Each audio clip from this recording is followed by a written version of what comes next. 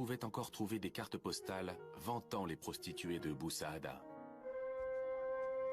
Dès 1830, l'accès à ce supposé paradis sexuel va être résolu par l'application méthodique du réglementarisme. L'Algérie va devenir un véritable laboratoire dans lequel on va pouvoir tester les mesures phares du système, tout en y ajoutant une création de toutes pièces. Le quartier réservé, c'est-à-dire exclusivement dédié à la prostitution. Et donc ces quartiers réservés vont devenir de véritables usines à vices, comme on les appelle à l'époque, c'est-à-dire des villes, des quartiers clôturés de murailles avec un poste militaire ou policier pour en garder l'entrée, dans lequel sont réunis, nous dit-on, l'ensemble de la prostitution officielle d'une ville.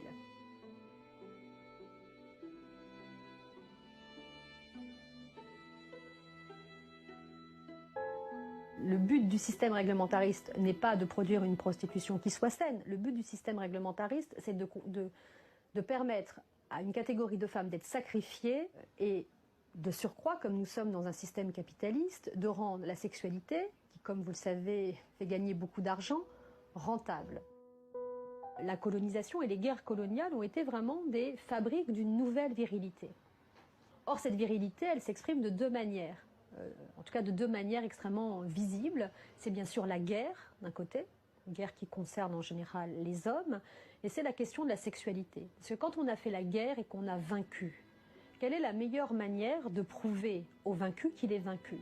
C'est en s'appropriant ces femmes. Et donc aujourd'hui, je suis avec Aurélie Perrier qui nous parle de sa recherche sur la sexualité, notamment la prostitution en Algérie. Alors pendant l'époque coloniale, tu nous parlais de cette concentration du vice, de ces bordels. Bonjour Dorothée, je suis ravie d'être là. Donc Aurélie, tu as écrit ta thèse sur la sexualité et les questions de genre dans l'Algérie coloniale du 19e siècle. Pour rappel à nos auditeurs, l'occupation française de l'Algérie commence en 1830 et s'étend jusqu'en 1962, date à laquelle l'Algérie obtient son indépendance. Avant l'occupation française de l'Algérie, l'Algérie était une province de l'Empire ottoman. Parlons aujourd'hui de la prostitution à l'époque coloniale en Algérie. Alors, est-ce que tu peux, dans un premier temps, nous raconter comment existait la prostitution avant l'arrivée des Français en Algérie? Parce qu'elle existait. Alors oui, elle existait, mais sous différentes formes. Et c'est vrai que pour bien mettre en lumière les changements qui sont amenés avec la présence française, il faut peut-être parler d'abord de ce qui existait à l'époque ottomane. Donc les prostituées étaient vraiment faisaient partie intégrante de la société et elles n'avaient pas elles ne souffraient pas de stigmatisation. Et c'est quelque chose qui change avec donc l'arrivée des Français en Algérie et notamment si tu peux commencer par nous raconter pourquoi en fait il a fallu pour les autorités coloniales réguler la prostitution dès leur arrivée. Ce qui est intéressant, c'est qu'à peine un an après avoir débarqué en Algérie, les Français embauchent les services d'un individu qu'on appelait le mésoir, donc qui existait à l'époque ottomane et dont le rôle était de superviser un peu les courtisanes. En tout cas, ce qui m'a étonnée dans ton travail, c'est que les élites algériennes participent à cette organisation de la prostitution, notamment les autorités religieuses. Voilà, donc j'ai parlé en premier lieu du mésoir, qui a initialement accepté de travailler pour les Français, donc de donner le registre des femmes courtisanes qu'il avait inscrites. Mais il y a aussi d'autres personnes, notamment le cadi, le juge musulman.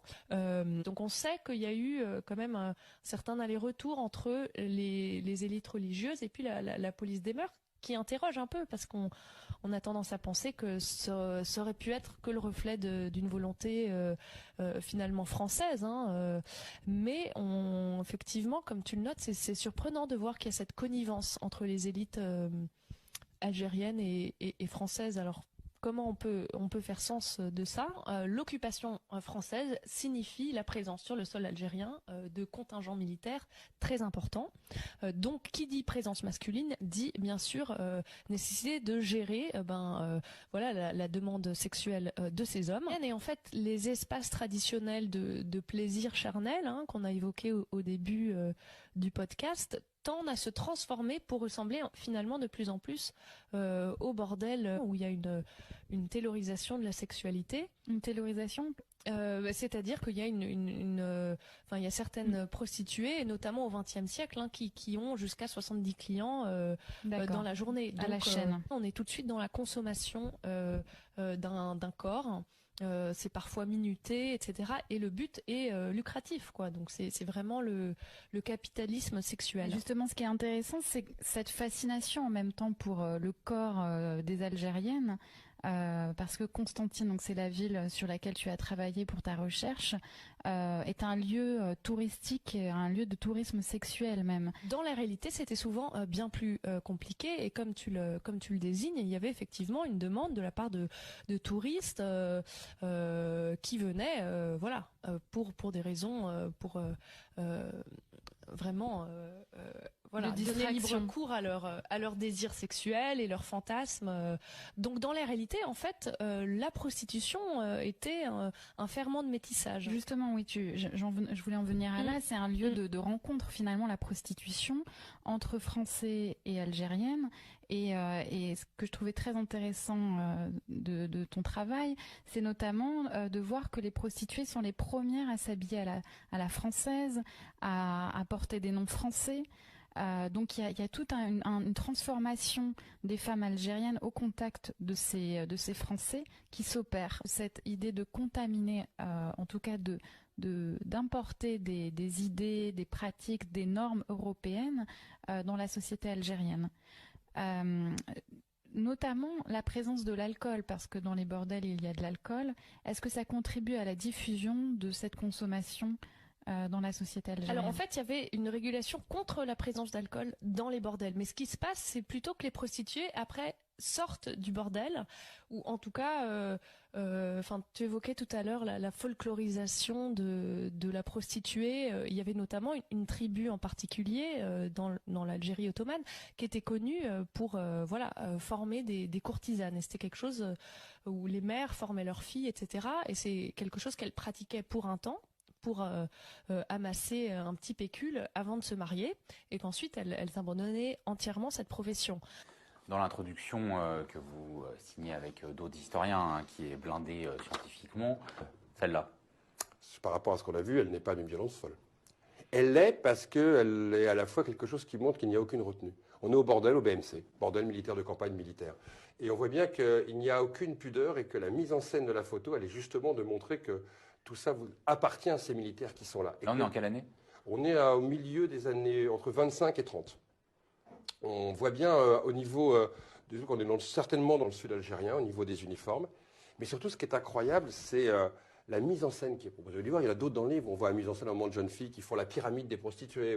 Des comme ça, on en a vu des centaines. 1 millier de prostituées à peu près qui vivaient dans une ville fermée avec des cinémas, des bars, des restaurants, hein, des lieux de divertissement. Et on allait au bordel. Mais cette fois-ci, ce n'était pas un lieu, c'était une ville, bordel.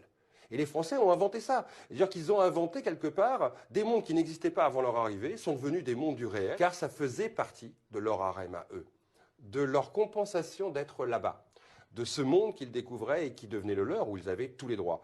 Ils ont tous les droits au point que quand la guerre d'Algérie aura lieu, comme la guerre au Cameroun aura lieu, comme la guerre d'Angola ou au Mozambique aura lieu avec les Portugais, la guerre du Vietnam, ces hommes qui seront militaires 20 ou 30 ans plus tard, leurs successeurs, considéreront qu'avant de partir, il faut violer. Et les guerres coloniales seront parmi les plus violentes sur le corps des femmes qu'on ait connues. Parce que partir de ces empires, c'était donc laisser derrière soi ces femmes. Et la meilleure manière de les punir, d'abandonner quelque part le colon, ça a été de détruire leur corps et donc de les violer. Et donc ces histoires, elles ont un impact réel. C'est que tout ça a fabriqué un droit de propriété sur ces corps. Ce n'est pas simplement des prostituées qu'on mettait en scène là. C'était des prostituées aux colonies. Et par définition, elles n'étaient là que pour servir le blanc et le colonisateur.